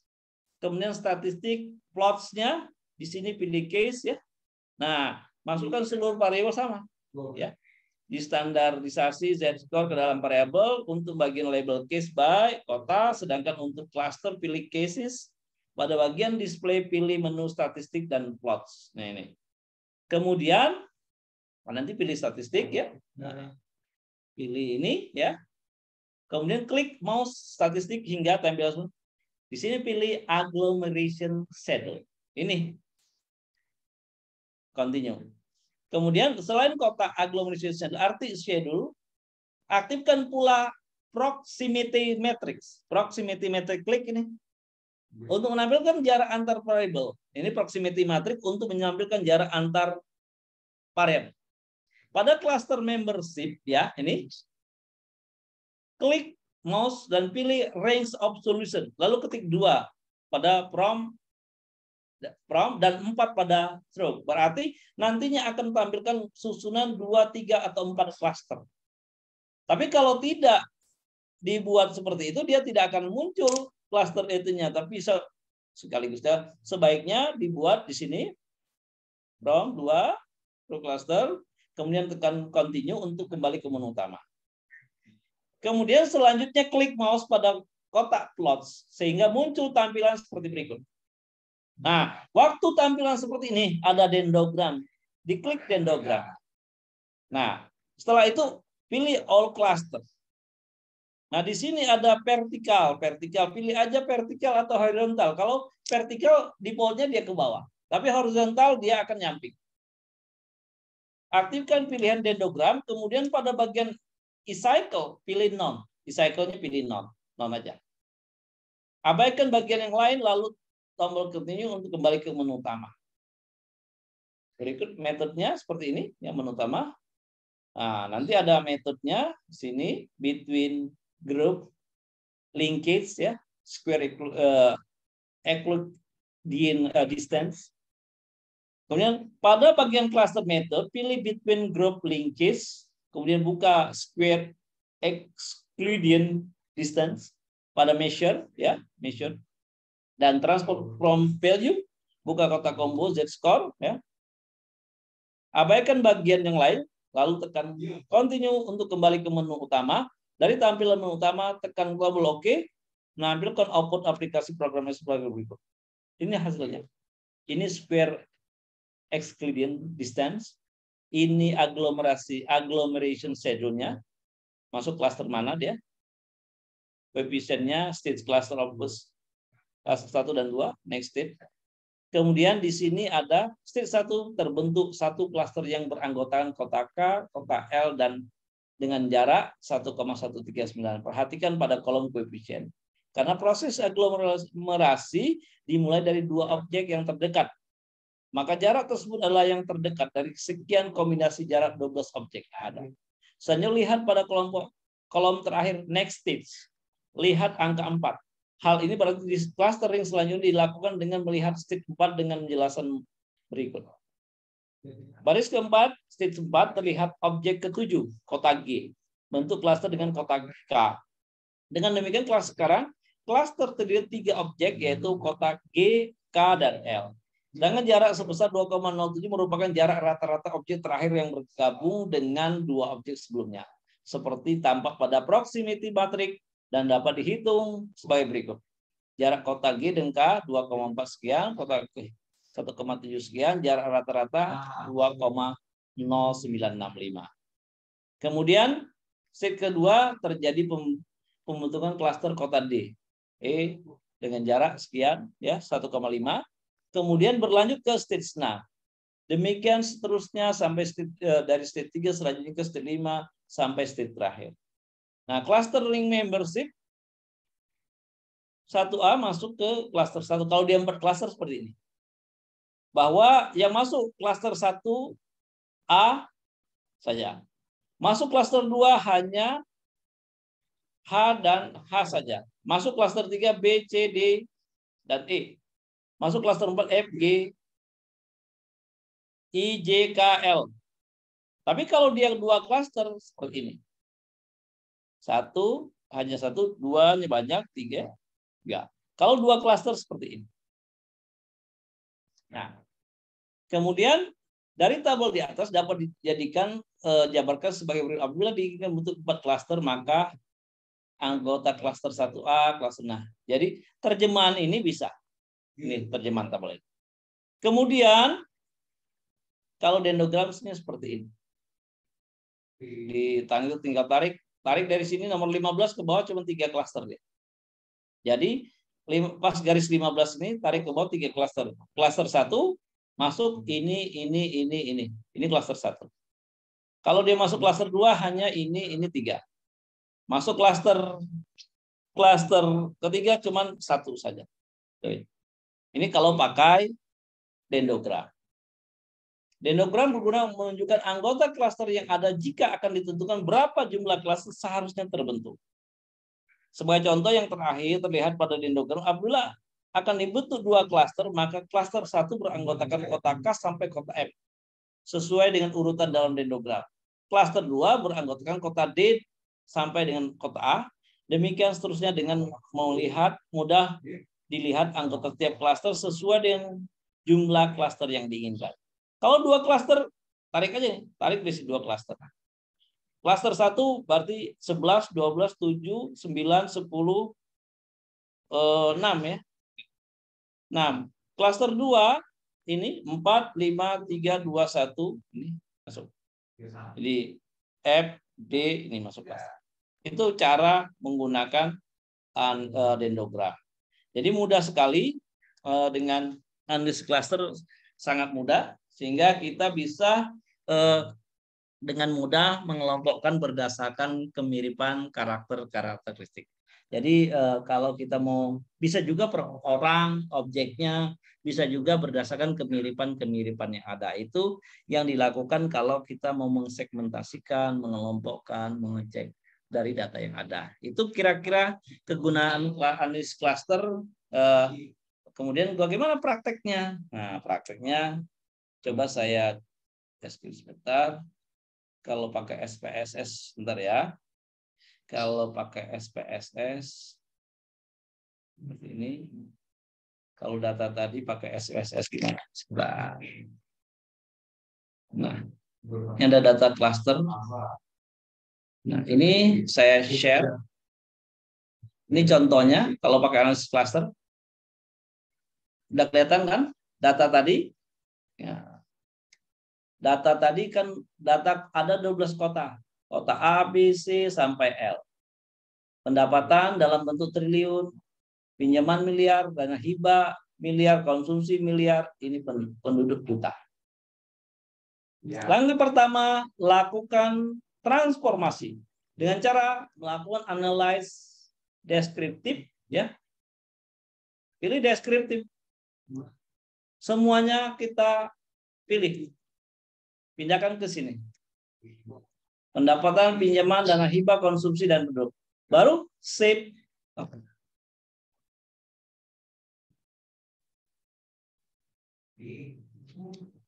Oke. Nah. Oke. Save standardized value as variable. Nah, di sini save standardized variable kita ini ada option ini ya, ada min ya, biarkan aja itu. Jadi berdasarkan min. Sekarang oke. Nah, coba kita lihat hasilnya di data sini. View data cluster sudah muncul data seperti ini. Z pendapatan, Z pinjaman, Z dana hibah, Z konsumsi, Z penduduk. Ini yang namanya transformasi ya atau standarisasi data. Data tadi dengan satuan yang variabilitasnya tinggi, yang jauh sekali antara triliun dengan juta atau misalkan jumlah penduduk dalam ribu, kita standarisasikan sehingga tidak ya sama aja kalau kita logkan atau di natural logkan ya seperti ini. Oke, tapi di SPSS ada langsung analyze, pilih deskriptif lagi, pilih save standardized value as variable. Tapi ini ya. Oke, nanti jadilah seperti ini. Sekarang kita analis, pilih apa? Classify. Nih, classify. Ada two-step cluster boleh, pakai key-min cluster, hierarki cluster, bisa juga analisis tree, decision tree bisa. Diskriminan bisa, tapi yang kita ajarkan hari ini kita belajar key-min cluster. Nah, seluruh variabel tadi, Z-score, ya, sampai penduduk, ya, semuanya kita blok. Lihat kan, blok semuanya. Tekan klik di sini cukup, tekan tombol shift di sini,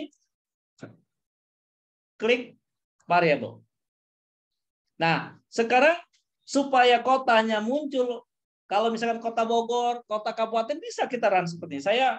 Saya tergerak waktu itu saya pernah survei mengkaji tentang IPP, indeks pembangunan atau indeks kinerja kota, ya.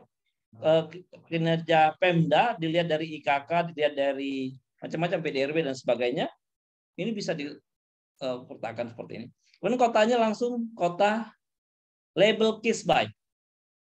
Kemudian di sini ada tadi berapa? Buat 3 klaster. Di sini ada literasinya.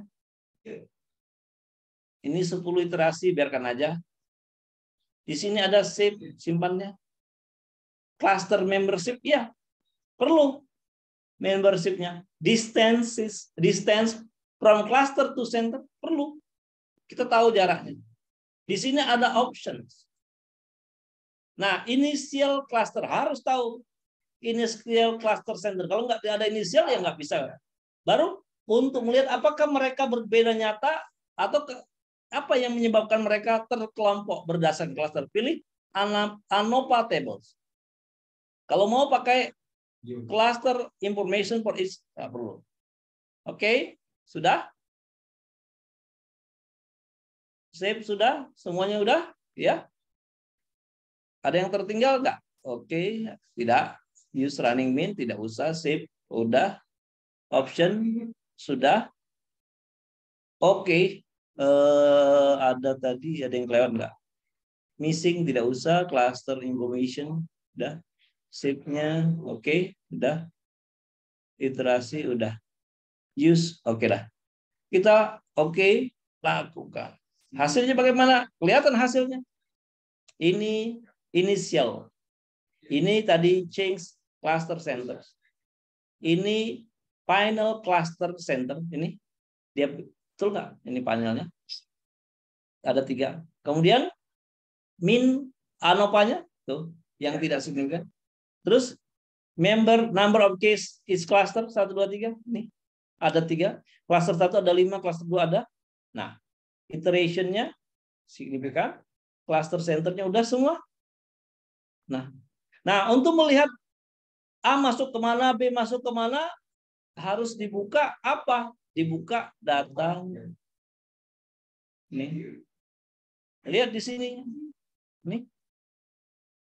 Bahwa di sini kelihatan bahwa kota A itu masuk klaster 3, kota B masuk klaster 2, masuk 3, dan seterusnya. Ini jarak antar klaster dengan center. Ya. Selesai. Kita bisa membedakan. Nah, dari situ sudah bisa memetakan, memappingkan kota A itu masuk kota apa. Nah, kemudian kita simpulkan kelompok 1 dan 2, 3 itu apa? Kelompok 1 kota besar, kelompok 2 kota menengah, kelompok 3 kota yang di bawah rata-rata atau kota kecil. Nah, itu hanya berdasarkan ini pendapatan, pinjaman, hibah, konsumsi, dan sebagainya.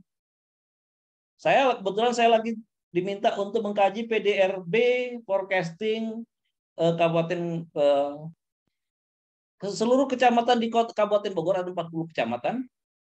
Forecastingnya berdasarkan, nanti saya pakai Arima, tapi yang mempengaruhi PDRB itu berdasarkan Arima dan berdasarkan PAR atau PACM. Kemudian nanti saya akan lihat analisis regionalnya. Saya akan lihat juga kalau saya klasterkan juga bisa. Tuh. Ini contoh. Kemudian bagaimana kalau pakai dendrogram, pakai hierarki? Sama, pilih analyze lagi, pilih classify, ya, pilih Allahu Akbar. Hierarchical cluster. Z-score semuanya pilih ini. Pindah ke sini. Kota, label case, sudah. Case-nya, statistik, loss, oke. Statistiknya, agglomeration schedule-nya perlu. Kemudian proximity matrix perlu. Cluster membership buat range antara 2 sampai 4 berapa supaya ada 4 cluster. Continue. Single solution nggak usah. Plots-nya di sini klik dendrogram. Di sini pilih e-cycle, pilih non. Nah, bisa juga langsung orientation-nya. Kalau all cluster bisa. Bisa all cluster vertik, horizontal bisa. Kalau pakai non juga bisa. Ya. Oke. Tuh, kalau dia pakai e-cycle. Tapi kalau pakai all cluster bisa pakai horizontal, continue. Methods-nya square ya, begini between group linkage, oke. Nggak perlu ini, diabaikan aja. Standardize Z-score, pakai Z-score. Ya. Kemudian sudah semuanya. Oke. Save kalau mau disimpan. Nah, nggak usah juga nggak apa-apa. Oke. Langsung oke. Hasilnya seperti ini. Lihat saja, langsung lihat di dendrogramnya udah ketahuan. Nah, di sini kelebihannya kalau pakai dendrogram bisa kita tinggal tarik. Mau jadikan tarik dari 5 berapa kena? 1, 2, 3, 4, 5, 6, 7. 7 cluster. Di angka 10, 1, 2, 3. Ada 3 cluster. Di angka 15 jadi hanya 2 cluster. Ya, hanya 3 cluster.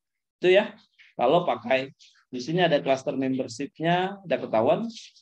Kalau pakai 3 cluster, 4 cluster, 2 cluster. Horizon cycle. Kalau non e-cycle-nya coba kita klik. Coba tadi.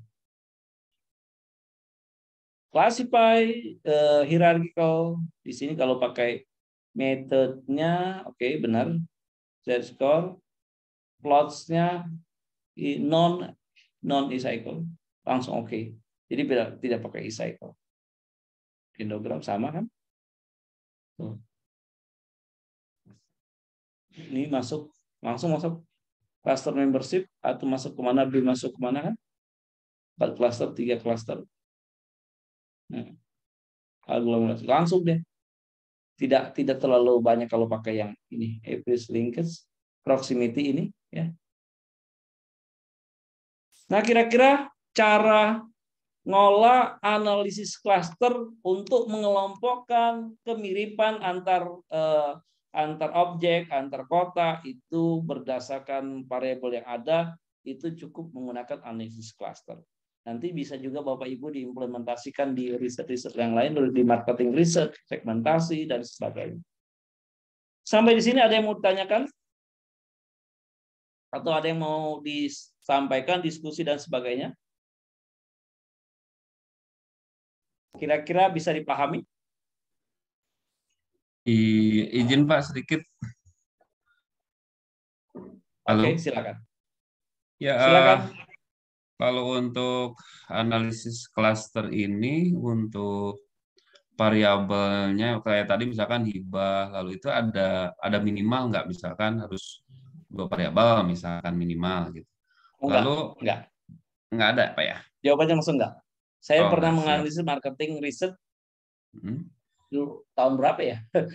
2000 ke bawah ada yang pernah seperti itu, banyak sekali variabelnya ya.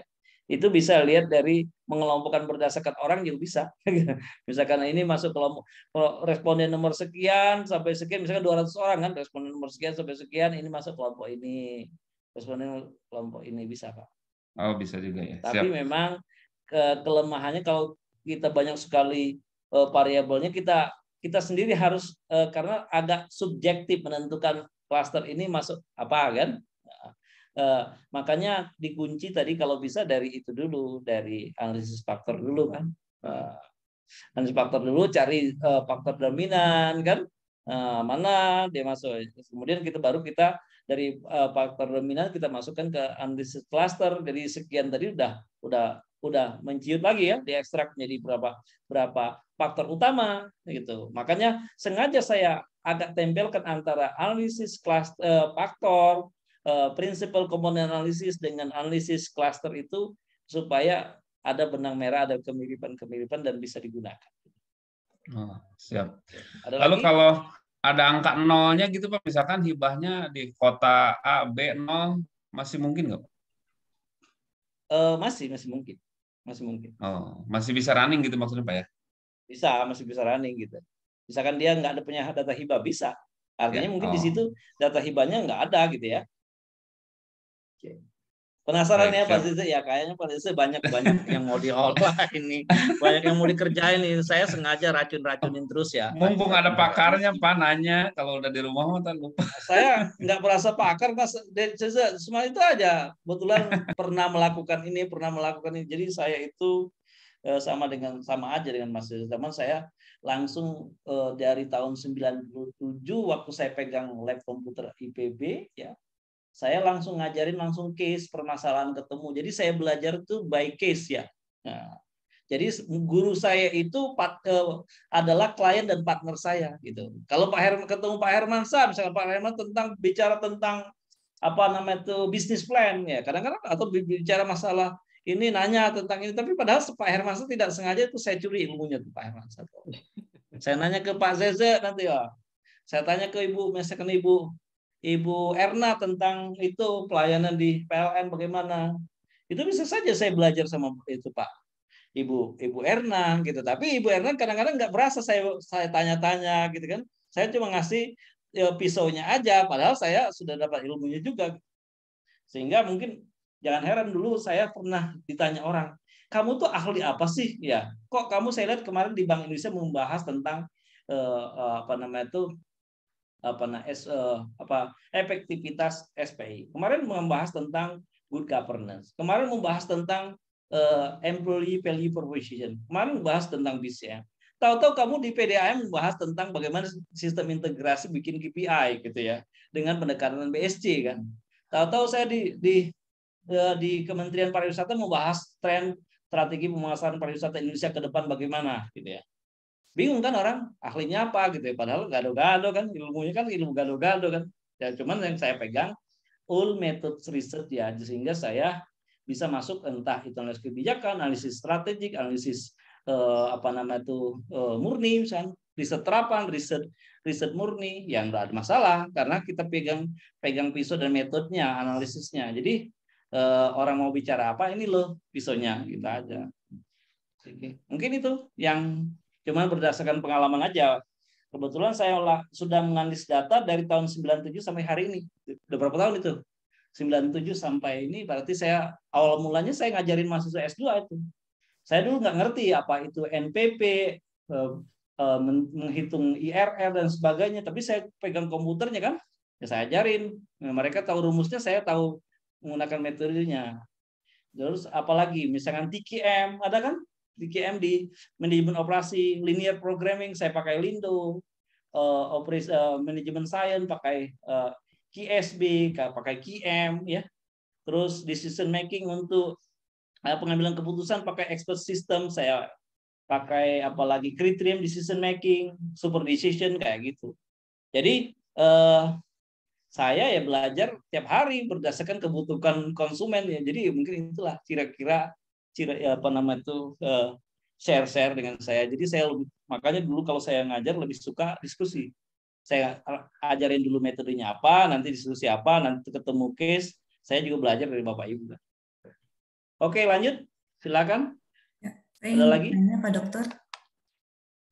Ya, tadi silakan. yang analisis klaster itu kalau misalnya diaplikasikan dalam bidang SDM apakah bisa? Itu yang pertama, yang kedua, ketika itu kan saya yang sudah di SAR itu ke Pak Dokter itu tentang forecasting tentang kemiskinan itu. Nah, kalau misalnya saya mau lebih lanjutkan lebih komprehensif gitu ya Pak Dokter ya. Karena ketika saya analisis itu hanya untuk sudah menentukan model terbaik dan ada prediksi jumlahnya gitu. Tapi kalau misalnya diaplikasikan di disertasi gitu, misalnya Pak Dokter, itu kan lebih hanya tidak ada kebaruannya gitu ya. Nah itu kalau misalnya forecasting atau analisis cluster ini, kebaruannya kalau kita mau menggunakan ini di mana menurut perspektif Pak Dokter. Lalu yang terakhir, ketika kita analisis cluster ini apakah menggunakan data sekunder atau tidak? Kalaupun menggunakan data sekunder, karena pengalaman saya kan kemarin data sekunder itu pas forecasting ARIMA itu dari BPS. Nah, mungkin ada trik-trik dari Pak Dokter itu ketika kita mencari data sekunder BPS terkait SDM. Ya, terima kasih. Oke.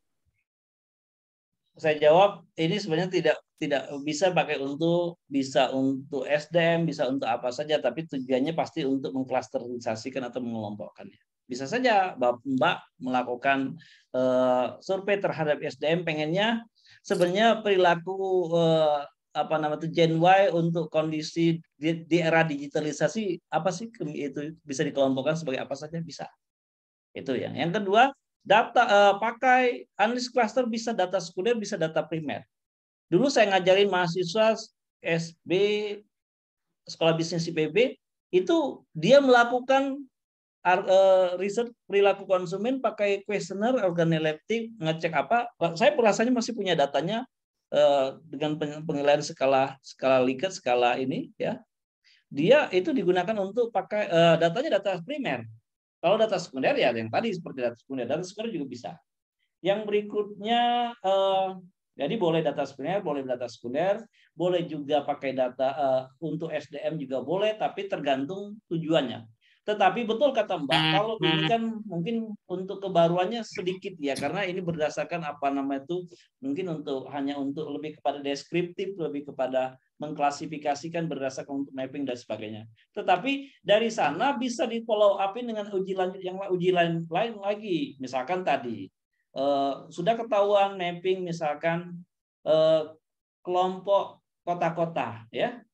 Bisa saja Mbak tindak lanjutin dengan bagaimana agar kota yang tadi yang mungkin di bawah rata-rata bisa growth pindah ke menengah atau ke atas, ke kota besar, bagaimana caranya?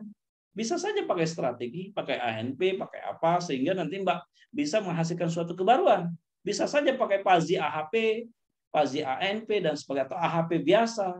Bisa saja, misalkan bagaimana model kota ideal agar bisa menjadi misalkan kota-kota besar yang tadi.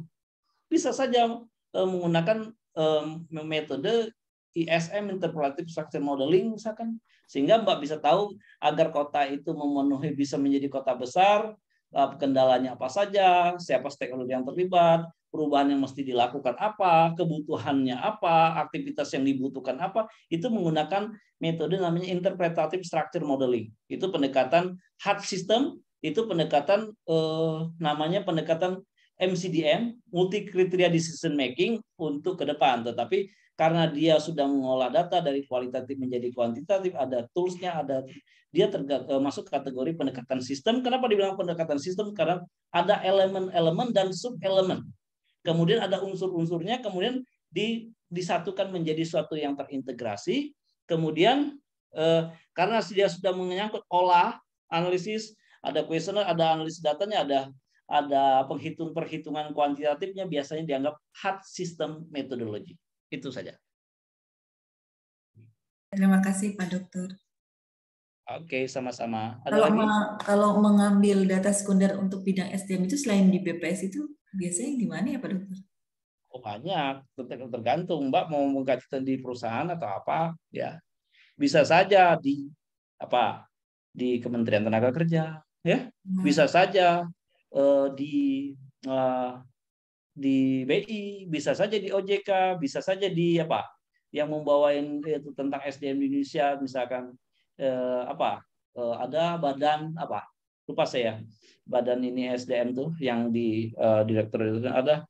Kalau kan ada sekarang itu banyak gitu ya, banyak yang terkait kompetensi atau biro SDM, badan diklat, itu kan banyak ya. Nah, jadi hampir semua instansi pasti punya data sekunder tentang SDM. Ya, kenapa? Karena key-nya gitu SDM ya. Mau sehebat apa suatu organisasi atau lembaga, misalkan tentang SDM, tentang analisis beban kerja, bisa saja. Di BI waktu saya mengkaji tentang analisis employee value proposition Bank Indonesia. Jadi Bank Indonesia itu pemasok utama 5-7 besar universitas yang ada di Indonesia. Bagaimana persepsi mereka sebelum masuk ke BI dan bagaimana itu di SDM. Terus ada lagi mungkin dari Biro SDM atau badan, misalkan kalau di BPSDM, kalau di DKI dulu saya sering sekali diminta jadi narasumber atau tenaga ahli di Badan Diklat DKI. Kalau mungkin sekarang bukan Badan Diklat DKI tapi BPSDM kalau nggak salah ya. Itu menangani seluruh SDM di baik ASN maupun ASN di DKI Jakarta gitu.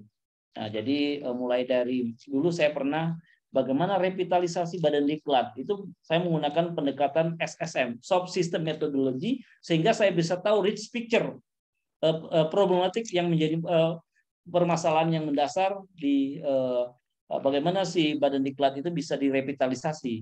Saya tinjau dari segi kelembagaannya, saya tinjau dari SDM-nya, saya tinjau dari segi kebijakan atau regulasinya, saya tinjau dari segi infrastruktur dan fasilitas, apakah siap atau tidak. Sehingga tapi saya gambarkan dulu rich picture-nya bagaimana, apa sih yang menjadi problematik di Badan Diklat DKI kalau Badan Diklat DKI mau direvitalisasi. Nah, itu waktu tahun berapa? Tahun 2012 saya jadi tenaga ahli bikin bagaimana revitalisasi, termasuk juga mungkin banyak sih Mbak. Jadi tapi kalau data sekunder ya mungkin jadi di BPS, bisa juga di instansi-instansi yang terkait.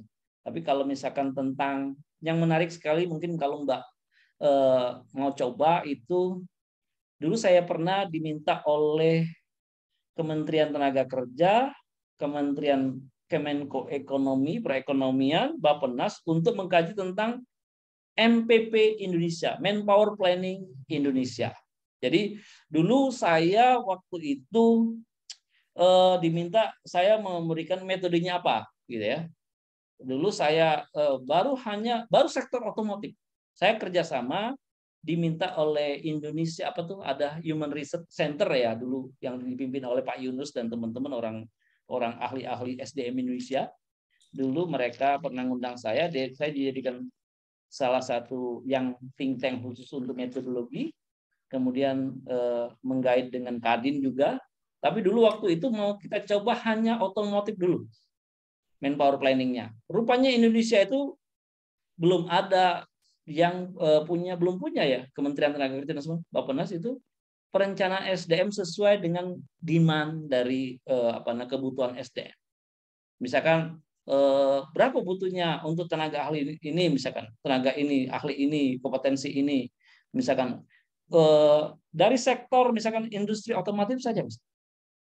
Nah, waktu itu saya udah berkali-kali di Kemenaker oleh Kadin, oleh saya 4 kementerian. Waktu itu saya minta jadi pembicara narasumber. Nah, tapi begitu saya follow siapa penanggung jawabnya ini, karena setiap kementerian mengatakan begini. Rupanya begitu saya telusuri antara Kemenaker dengan kementerian dengan Kadin saling mengandalkan siapa yang mensponsori proyek ini. Kalau nggak jelas, akhirnya saya diingat oleh Prof. Samsul Hamzah, jangan kasih soft copy semua yang kamu ceritakan itu. Kenapa?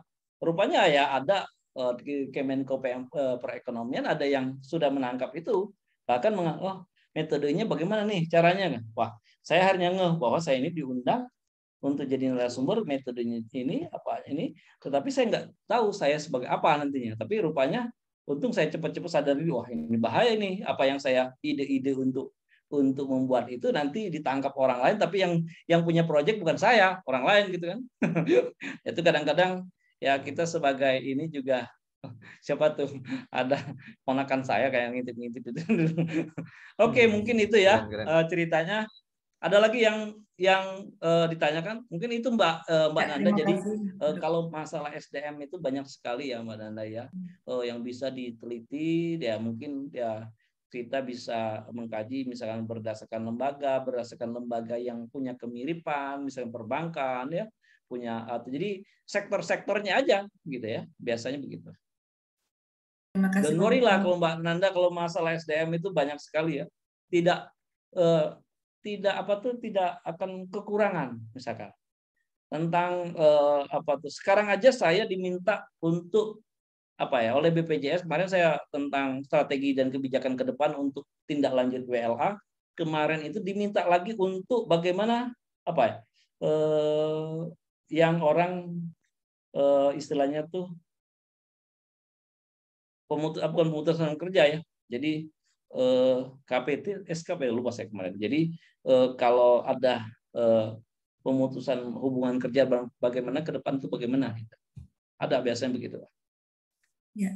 Oke, mungkin cukup. Ada lagi yang mau ditanyakan? Nah, saya tuh kadang lupa karena itu kemarin tuh saya diminta apa. Mungkin saya bisa sharing dengan teman-teman kalau urusan seperti ini kan. Sebentar. Nah, ini tentang BPJS ke depan minta JKP, jaminan kehilangan pekerja. Nah, itu masalah SDM, Mbak, hubungan industrial. Nah, saya diminta, sudah diminta. Jadi studi literatur, teori dan sebagainya bagaimana. Terus diminta untuk priority inisiatif ke depan pakai ISM dan AHP, diminta langsung materi strategi ke depannya apa. Ya. Di sini, jadi ada jaminan kehilangan pekerjaan. Jadi sekarang itu kan hampir semua gara-gara pandemi, hampir semua perusahaan itu melakukan terjadi itu kan kehilangan pekerjaan. Jaminan kehilangan pekerjaan itu kan merupakan bagian dari pelayanan BPJS-TK kan.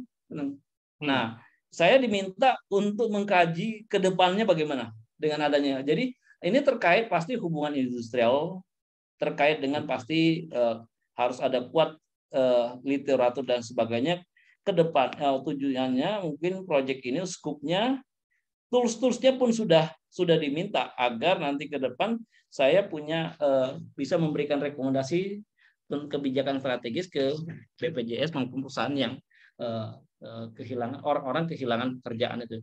Jadi maunya bagaimana kalau terjadinya apakah harus apa yang akan dilakukan, apa prioritasnya, siapa melakukan apa, terus isu-isu strategiknya apa terkait itu. Sehingga pemerintah atau BPJS-TK dengan Kementerian Tenaga Kerja punya batasan, punya hal-hal atau boundary ya untuk yang mesti direspons secara cepat gitu. Nah, itu proyeknya dua bulan. Nah, nanti kalau Pak Herman mau join mengajarin saya terkait strateginya teman Anda, bolehlah kita sharing-sharing. Okay. Sudah deal lagi ya. Oke. Ada lagi?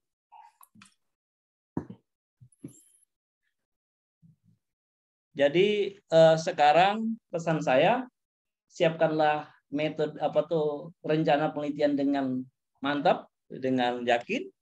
Kita siapkan di di proposalnya, tetapi nanti kita jawab dengan metode desain data science maupun dari metode ekonometrik dan sebagainya.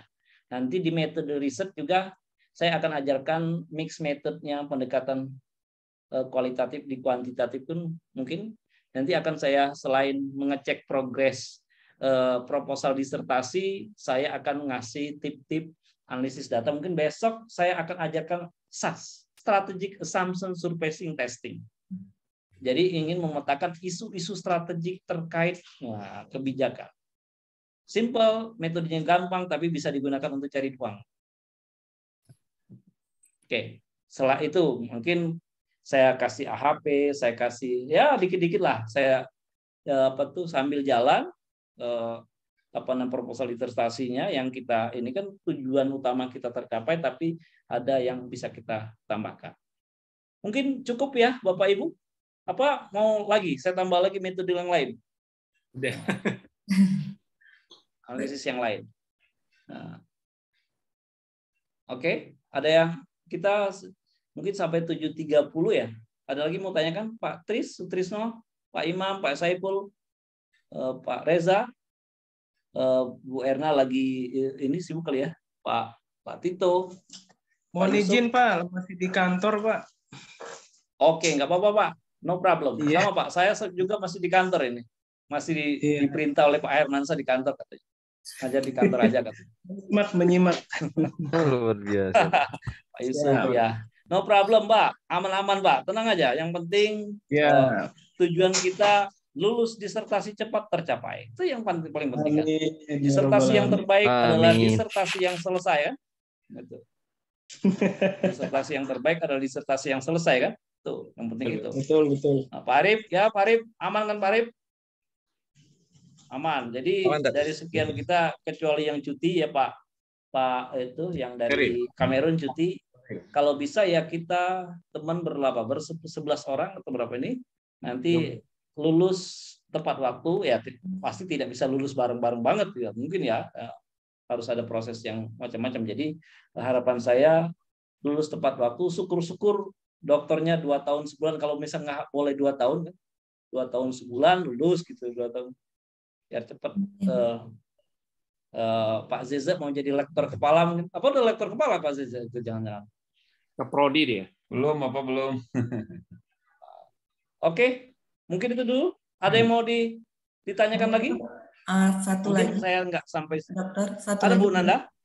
Mungkin kan Bu Nanda ini. PR. Gimana Bu Nanda?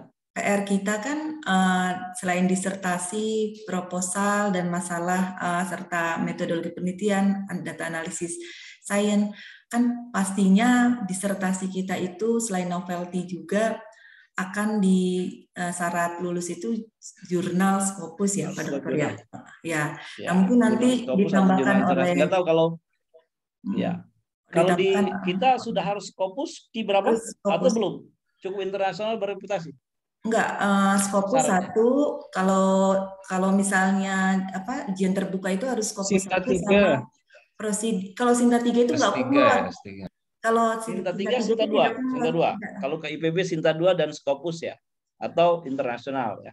Pernah disosialisasikan sama Prof Ana itu Sinta 3 itu kalau nggak salah ya itu tidak kumlot. Kalau kumlot itu harus Scopus dan 2 proceeding internasional. Nah, mungkin nanti ada trik-trik khusus dari Pak Dr. Hamzah. Kayaknya Mbak itu kan proceeding internasional udah masuk 1, 2.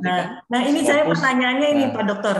Pertanyaannya ini, kan saya sudah mencoba itu yang Scopus 3 itu yang saya sudah share ke Pak Dokter itu, tapi dia jurnal Malaysia komunikasi. Nah, saya kan target disertasi ini kepingin itu nggak hanya mencari masalah saja atau data dianalisis, namun saya ingin memasukkan ke Scopus. Nah,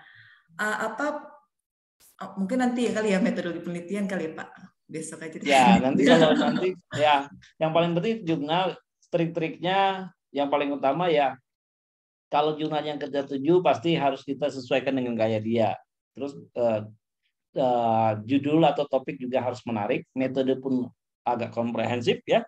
Baru bahasanya mungkin kita biasanya kalau mau cepet cari prop reading-nya di misalkan jurnal Scopus apa gitu ya, X gitu ya, itu cari siapa ininya. Biasanya kalau treatment saya yang pernah ini ya dia tidak terlalu lama kalau pakai prop reading dia.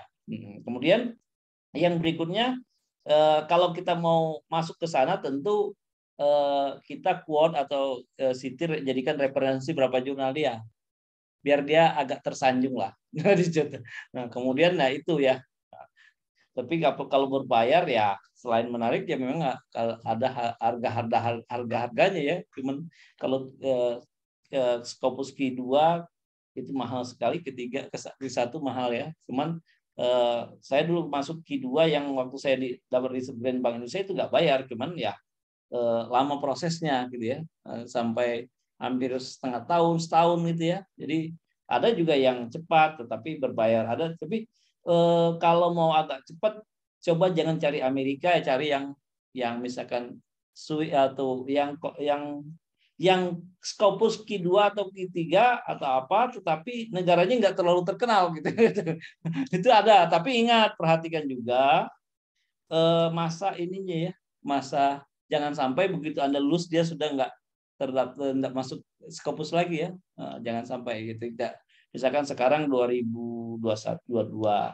Kemudian nanti lihat ini dia masuk kategori Scopus sampai kapan dia nih? Jangan sampai dia delisting ya gitu ya. Misalkan dia kalau dia tahu-tahu mau habis tahun ini ya jangan. Misalkan habisnya dia masuk Scopus itu tahun 2024 ya mungkin oke-oke aja ya. Jangan sampai begitu Mbak sidang promosi dia tahu-tahu nggak masuk lagi Scopus gitu kan otomatis itu bisa membuat nggak jadi cum laude gitu ya. Nah, jadi ada ininya. Ya nanti sambil jalan aja lah. Saya juga sambil menulis terus jurnal. Jadi usahakan dari sekarang bidik. Tapi biasanya tentu bagian dari disertasi kita ya yang bisa untuk jadikan sebagai target jurnal. Jadi dari jurnal itu makanya kalau bisa pertujuan sudah ditargetkan. Disertasi saya misalkan ada tujuannya 4. Kalau bisa 4 tujuan 4 jurnal. Gitu. Oke. Mungkin cukup ya Bapak Ibu. Sampai ketemu lagi minggu depan. Terima kasih. Mungkin saya cukupkan sampai jam 7 minggu depan. Ya minggu depan data science-nya, besok pagi kita diskusi tentang metode riset ya jam 10.45. Oke. Terima kasih. Silakan. Assalamualaikum warahmatullahi wabarakatuh. Waalaikumsalam. Terima kasih Pak.